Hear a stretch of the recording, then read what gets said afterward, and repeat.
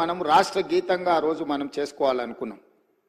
కానీ 10 సంవత్సరాలు తెలంగాణ రాష్ట్రానికి అసలు రాష్ట్ర గీతమే లేకుండా పోయింది అధ్యక్ష. అందుకే తమరు స్పీకర్గా బాధ్యత చేపట్టిన తర్వాత, ఈ ప్రభుత్వం ఏర్పడిన తర్వాత దశాబ్దాల కాలం పాటు త్రిలింగ దేశం నుంచి తెలంగాణ రాష్ట్రంగా అవతరించిన తెలంగాణకు రాష్ట్రీయ గీతం లేకపోవడం ఒక లోటుగా భావించి ఆ జయ జయ హే తెలంగాణ గీతాన్ని రాష్ట్ర గీతంగా మనం ఈరోజు పొందుపరుచుకొని ఏ శుభకార్యం మనం చేపట్టినా, రాష్ట్ర ప్రభుత్వ అధికారిక కార్యక్రమాలు చేపట్టినా జయ జయ హే తెలంగాణను పాడుకుంటూ ఈరోజు మనం పనిలో ముందుకు సాగుతున్నాం అధ్యక్ష. అదేవిధంగా 10 సంవత్సరాలు గత ప్రభుత్వంలో తెలంగాణ తల్లి ప్రతిరూపమే అధికారికంగా లేదు అధ్యక్ష. ఒక లోటు.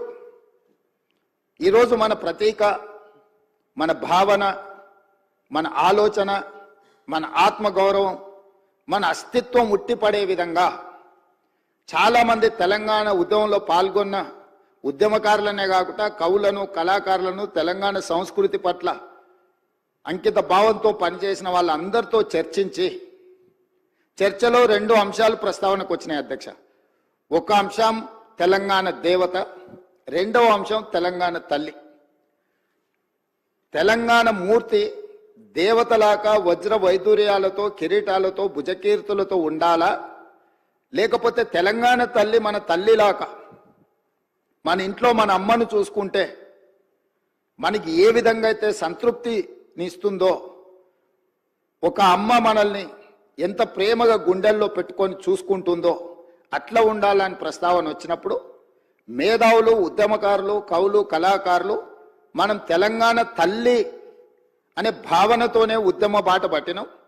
మనకు తల్లి కావాలి, దేవత గుడిలో ఉంటుంది, తల్లి మన ఇంట్లో ఉంటుంది, తల్లి ఒళ్ళో మనం పెరుగుతాము. కాబట్టి మనం తల్లి ప్రతిరూపమే పెట్టుకోవాలని చెప్పి వాళ్ళందరూ సూచన చేసి ఈరోజు ప్రతి ఇంట్లో కన్న తల్లిని చూసే విధంగా ఈరోజు తెలంగాణ తల్లిని చూసిన తెలంగాణ సమాజంలో ఎవరైనా, అది తమరు కావచ్చు అధ్యక్ష, నేను కావచ్చు, లేదా మా శాసనసభ్యులు ఎవరైనా, ఈరోజు సభలో ఉన్న ఏ సభ్యుడికైనా తెలంగాణ తల్లిని చూస్తే సొంత మాతృమూర్తిని చూసిన ఒక గొప్ప అనుభూతితో తెలంగాణ సంస్కృతి, సాంప్రదాయాలు, అస్తిత్వం, బహుజనుల తెలంగాణ తల్లిని ఈరోజు మనం ప్రతిష్ఠించుకుంటున్నాం అధ్యక్ష. ఇంత గొప్ప నిర్ణయం తీసుకున్నప్పుడు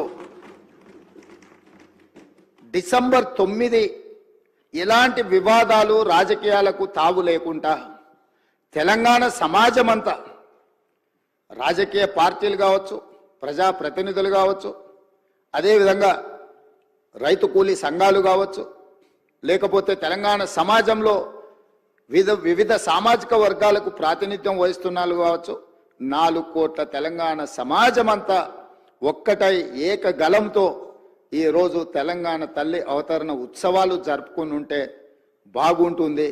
మన పట్ల ఇతర రాష్ట్ర, ఇతర దేశ ప్రజలకు కూడా ఒక గొప్ప గౌరవం పెరుగుతుండేది అధ్యక్ష.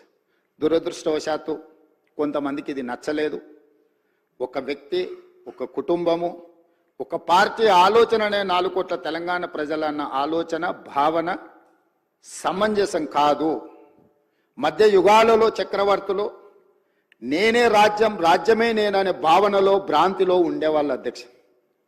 మధ్య యుగాల చక్రవర్తుల యొక్క ఆలోచనతో ప్రజాస్వామ్యంలో ప్రజాప్రభుత్వం నడవదు అధ్యక్ష. 4 కోట్ల ప్రజలు ఏం కోరుకుంటుండ్రో, వాళ్ళ ఆలోచన ఏందో, ఆ ఆలోచనలకు ప్రతిరూపమే ఈనాటి ప్రజాప్రభుత్వం. అందుకే ఈరోజు ఈ రాష్ట్రాన్ని పరిపాలించే సచివాలయం పరిపాలనకు గుండెకాయ. ఆ గుండెల్లోనే తెలంగాణ తల్లిని ఉండాలి, ప్రతిష్ఠించాలి అని ప్రభుత్వం భావించి ఈరోజు సాయంత్రం 6:05 తెలంగాణ మాతృమూర్తిని, తెలంగాణ తల్లిని మనం ఆవిష్కరించుకోబోతున్నాము.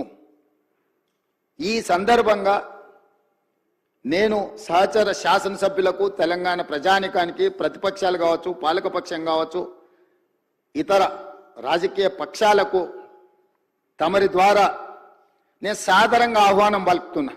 దయచేసి ఈ ఒక్కరోజు రాజకీయాలకు అతీతంగా తెలంగాణ సమాజం కోసం మనము ఈ ఒక్కరోజు సమయాన్ని ఇద్దాము. ఈరోజు వివాదాలకు తావు ఇవ్వొద్దు అని చెప్పి నేను ప్రతిపక్షాలకు